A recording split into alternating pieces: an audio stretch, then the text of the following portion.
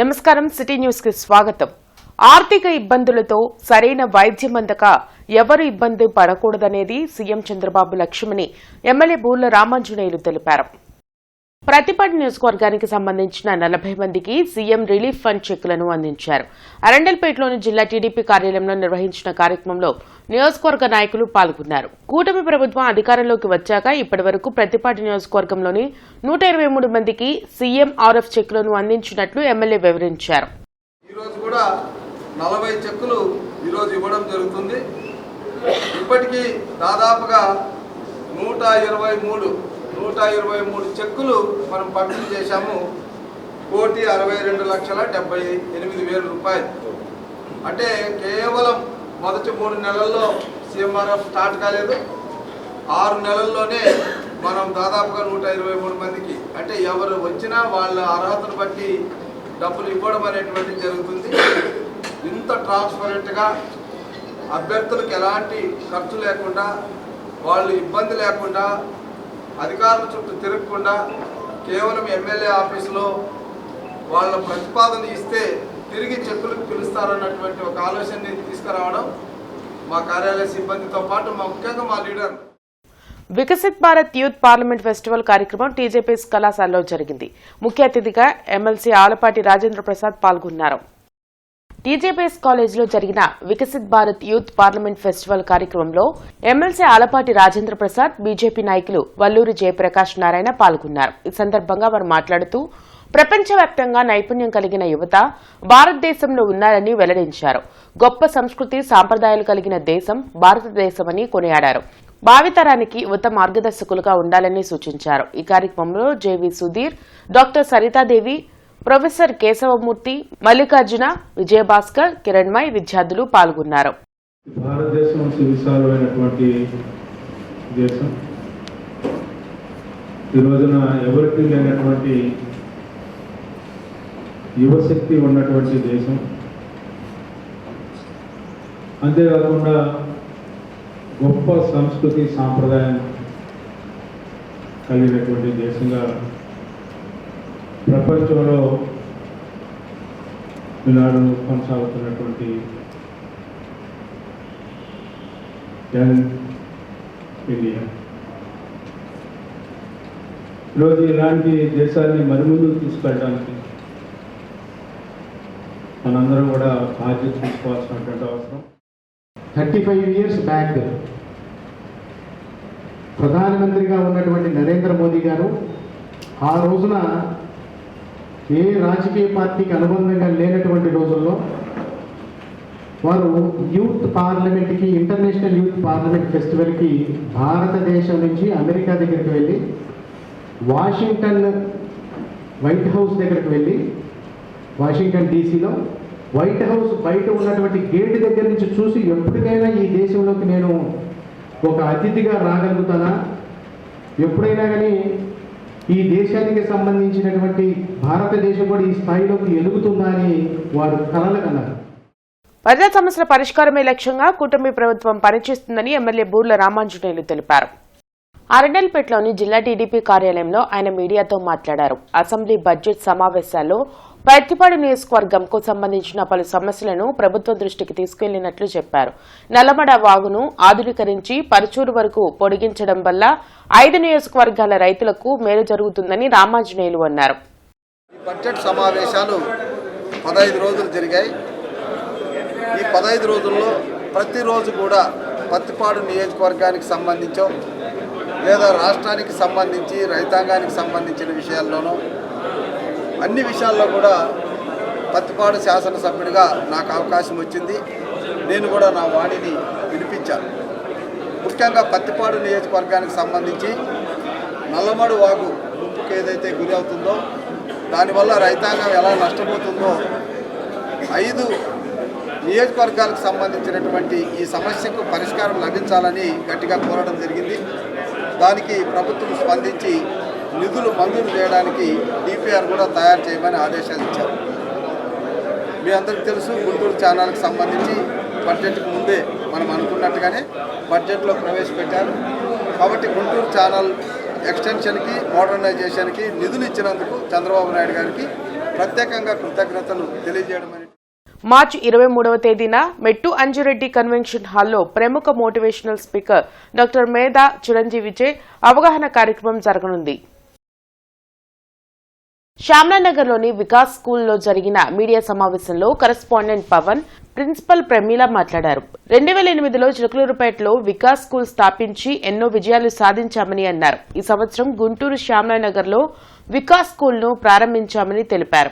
రానున్న వేసవి సెలవులను దృష్టిలో పెట్టుకుని పిల్లలు సోషల్ మీడియా, సెల్ ఫోన్లకు ఎడిక్ట్ కాకుండా ప్రముఖ మోటివేషనల్ స్పీకర్ డాక్టర్ మేధా చిరంజీవిచే అవగాహన కార్యక్రమం నిర్వహిస్తున్నామని అన్నారు. ఈ కార్యక్రమానికి విద్యార్థులు, తల్లిదండ్రులు తప్పనిసరిగా హాజరై పిల్లలను సెల్ ఫోన్లకు ఎడిక్ట్ కాకుండా చూడాలని కోరారు. గుంటూరులో వికాస్ స్కూల్స్ వాళ్ళు ఒక మంచి కార్యక్రమం నిర్వహిస్తున్నారు. పిల్లలు వాళ్ళ తల్లిదండ్రుల కోసం ఒక మంచి అవగాహన సదస్సు నిర్వహిస్తున్నారు. ఆ అవగాహన సదస్సుకి నేను అతిథిగా వస్తున్నాను. అలాగే నేను మాట్లాడబోతున్నాను. అండ్ పిల్లల యొక్క తల్లిదండ్రులందరికీ నా అప్పీల్ ఏంటంటే, గుంటూరులో ఇది ఒక మంచి కార్యక్రమం, అందరూ రండి. పిల్లలకు సంబంధించిన ఎన్నో విషయాల్ని మనం అక్కడ చక్కగా మాట్లాడుకోవచ్చు, నేర్చుకోవచ్చు. మీ అందరికీ ఇది నా ఆహ్వానం. Thank you very much. మనం ఈ అవగాహన సదస్సు ఈ టైంలో ఏర్పాటు చేయడానికి గల కారణం ఏంటంటే, ఇప్పుడు ఆల్రెడీ స్కూల్స్ మనకు హాఫ్ డే స్టార్ట్ అయినాయి. ఇంకొక కొన్ని రోజుల్లో ఇంకొక 30-35 డేస్లో ఫుల్ డేస్ వీళ్ళకి సమ్మర్ వెకేషన్ ఉంటుంది. ఈ టైంలో పిల్లలు ఎక్కువగా ఈ సోషల్ మీడియా, ఈ సెల్ ఫోన్స్ మీద ఎక్కువ టైం స్పెండ్ చేస్తూ ఉంటారు. ఇలాంటి టైంలో ఈ సెషన్ అనేది ఖచ్చితంగా తల్లిదండ్రులకి, పిల్లలకి చాలా ఉపయోగకరం అని చెప్పి ఈ సెషన్ కండక్ట్ చేయడం జరుగుతుంది మన వికాస్ స్కూల్ తరఫున. దీనికి ప్రముఖ మేధా లాంగ్వేజ్ డైరెక్టర్ శ్రీ మేధా చిరంజీవి గారు ఈ సెషన్కి వస్తున్నారు. ఆయన రాష్ట్రపతి గారి దగ్గర నుంచి, ప్రధానమంత్రి గారి దగ్గర నుంచి ఎన్నో అవార్డులు అందుకున్న గొప్ప వక్త. ఇప్పుడున్న ఇన్ఫర్మేషన్ అండ్ టెక్నాలజీ యుగంలో సోషల్ మీడియా వలన, సెల్ ఫోన్ అడిక్షన్ వలన పిల్లలకు, తల్లిదండ్రులకు మధ్య దూరం పెరుగుతుందనడంలో ఎలాంటి సందేహం లేదు. అంతేకాదు, ఈ సెల్ ఫోన్కి అడిక్ట్ అవ్వటం వలన పిల్లలు స్టడీస్పై కాన్సన్ట్రేషన్ కూడా తగ్గుతూ వస్తూ ఉంది. సో ఇలా అడిక్ట్ అయినటువంటి మన పిల్లల్ని సోషల్ మీడియా నుండి ఎలా కాపాడుకోవాలి, అలాగే తోటి విద్యార్థుల నెగిటివ్ ప్రభావాన్ని వీళ్ళ మీద పడకుండా ఎలా కాపాడుకోవాలి అనే మొదలగు అంశాలపై వికాస్ స్కూల్ యాజమాన్యం తల్లిదండ్రులందరికీ అవగాహన సదస్సును ఏర్పాటు చేయడం జరుగుతుంది. మోటివేషనల్ సెషన్కి తల్లిదండ్రులైన మీరందరూ అటెండ్ అయి పిల్లల పెంపకంలో మీకున్న సందేహాలను నివృత్తి చేసుకొని మీ పిల్లల దృష్టిలో మీరే హీరోలుగా మారాలని కోరుకుంటూ 30 సంవత్సరాల ఎస్సీ వర్గీకరణ అంశాన్ని పూర్తి చేసిన కూటమి నాయకత్వానికి మాజీ మంత్రి డొక్కా మాణిక్యవర ప్రసాద్ ధన్యవాదాలు తెలిపారు. లాడ్జీ సెంటర్లోని అంబేద్కర్ విగ్రహం వద్ద దళిత నేతలు చంద్రబాబు నాయుడు చిత్రపటానికి పాలాభిషేకం చేశారు. ఈ సందర్భంగా డొక్కా మాణిక్యవర ప్రసాద్ మాట్లాడుతూ ఎంఆర్పీఎస్ ఆధ్వర్యంలో ఎస్సీ వర్గీకరణ కోసం చేసిన పోరాటానికి ప్రధాని మోడీ, ముఖ్యమంత్రి చంద్రబాబు నాయుడు ముగింపు పలికారని అన్నారు. రాష్ట్ర ప్రభుత్వం వెంటనే ఈ అంశాన్ని కేంద్రం వద్దకు తీసుకువెళ్లి త్వరలోనే వర్గీకరణ అమల్లోకి వచ్చేందుకు కృషి చేయాలని విజ్ఞప్తి చేశారు. మాజీ ముఖ్యమంత్రి జగన్మోహన్ రెడ్డి ద్వంద్వ వైఖరి అవలంబిస్తూ మాదిగలకు అన్యాయం చేస్తున్నారని మండిపడ్డారు. ఈ కార్యక్రమంలో దళిత నాయకులు పాల్గొన్నారు. 94లో ప్రారంభమైన ఈ వర్గీకరణ ఉద్యమం అప్పటి నుంచి కూడా మేమందరం పనిచేస్తూ ఉన్నాం. మరి కృష్ణమాది గారి నాయకత్వంలో ఈ కార్యక్రమం జరుగుతూ ఉంది. మరి వారి నాయకత్వంలో ఇక ఉద్యమం నడిచింది 30 సంవత్సరాలు. దీనికి చంద్రబాబు నాయుడు గారు అత్యంత ప్రోత్సాహాన్ని కల్పించారు. మోడీ గారు చాలా సహాయం చేశారు. అదేవిధంగా పవన్ కళ్యాణ్ గారు సహాయం చేశారు. కూటమి ప్రభుత్వానికి, కృష్ణమాది గారికి, చంద్రబాబు నాయుడు గారికి, పవన్ కళ్యాణ్ గారికి, మోడీ గారికి, కృష్ణమాది గారికి ధన్యవాదాలు తెలియజేస్తాం. సహకరించిన పెద్దలందరికీ కూడా, ముఖ్యంగా చంద్రబాబు నాయుడు గారికి మరొకసారి ధన్యవాదాలు తెలియజేసుకుంటూ, ఈ ప్రక్రియ ఈరోజు అసెంబ్లీలో పాస్ అవుతుంది. ఇది పాస్ అయిన తర్వాత కేంద్ర ఎస్సీ కమిషన్ పంపిస్తారు. ఈ విషయాన్ని పరిశీలి చేయడానికి, కేంద్రంలో పరిశీలి చేయడానికి ఈ మంత్రివర్గ ఉపసంఘాన్ని, అధికారుల్ని అపాయింట్ చేసి 2 వారాల్లోగా కేంద్రం నుంచి, ఆ ఎస్సీ కమిషన్ నుంచి అనుమతి వచ్చే విధంగా కృషి చేయాలి. మాజీ ఎమ్మెల్యే మస్తానవలి ఆధ్వర్యంలో ఇమాం మౌజన్లకు దుస్తులు పంపిణీ చేశారు. పొన్నూరు రోడ్లోని మస్తానవలి స్వగృహంలో నిర్వహించిన ఈ పంపిణీ కార్యక్రమంలో మస్తానవలితో పాటు ఉల్మాలు, ముస్లిం మత పెద్దలు పాల్గొన్నారు. రంజాన్ పండుగని పురస్కరించుకొని ఎన్నో ఏళ్లుగా తమ కుటుంబం మసీదులోని ఇమాములు మౌజులకు దుస్తులు పంపిణీ చేయడం సంతోషంగా ఉందని తెలిపారు. ఈ సందర్భంగా ప్రజలు సంతోషంగా ఉండాలని ఆకాంక్షిస్తూ ప్రత్యేక దువా చేశారు. మమ్మల్ని మా కుటుంబాన్ని మరి అట్లానే ఈ కార్యక్రమాలు చేయడంలో గడిచిన 10-15 రోజుల నుంచి యువ మిత్రులు ఆ మార్గంలో నడవాలి అనేటటువంటి ఆలోచన చేసేటటువంటి మిత్రులు మరి ఇది పుణ్య కార్యక్రమం దీంట్లో భాగస్వాములు అయ్యేటటువంటి ప్రతి ఒక్కళ్ళకు కూడా మా కుటుంబం తరఫున మా మిత్రులందరినీ కూడా హృదయపూర్వక అభినందనలు తెలియజేస్తాం. और अल्लाह ताला दुनिया की हर फितनों से हमारी हिफाजत करे, जहाँ तक हमें पूरा वर्ल्ड है पूरे सुकून आफियत शांति के साथ ज़िंदगी गुजारे. और ये खासकर हमारे XMLA मस्तानुल अली साहब हम लोग बुलाए, उलमा इकराम सबको बुलाए हैं माशाल्लाह बड़ी मोहब्बत से. और इनके तमाम ख़ानदान वालों को और इतने जिनके मुतालिकीन सबको कबूल फरमाए. व आखिर दावाना अल्हम्दुलिल्लाह. और ये सिर्फ उलमा इकराम से मोहब्बत में और अक़ीदत में ये करते हैं. अल्लाह ताला इनकी मोहब्बतों को बेइंतहा कबूल फरमाए. మస్తాన్ అలీ గారు ఈ సేవ 20 సంవత్సరాల నుంచి చేస్తున్నారు. అల్లాహ్ తబారక్ వ తఆలాతో నేను దువా చేస్తున్నాను ఈ సేవ మరణం వరకు చేయాలని. ఈ సేవ చూడటానికి చిన్నదే కానీ అల్లాహ్ తబారక్ వ తఆలా దగ్గర చాలా పెద్దది. तो हम 1-2 कदम नीचे उतरकर अपने भाइयों से मुसाफा करेंगे, हमारे भाइयों से मुलाकात करेंगे, हमारे भाइयों को बेयार और मददगार नहीं छोड़ेंगे, उन्हें हम अपने सीने से लगाएंगे. ये मस्जिद का काम भी है, मस्जिद में मुफ्ती साहब ये आलिमा इन सबको बुला को हमें देने का ये बड़ा ये क्या भी नहीं है. अल्लाह के रमज़ान महीने में देने को हमें 20-25 साल से ऐसा चल जाते हैं. ऐसा अभी ताकत दे का अल्लाह से हमें मांगते हैं. हम सबको कह रहे दुआ कर दे.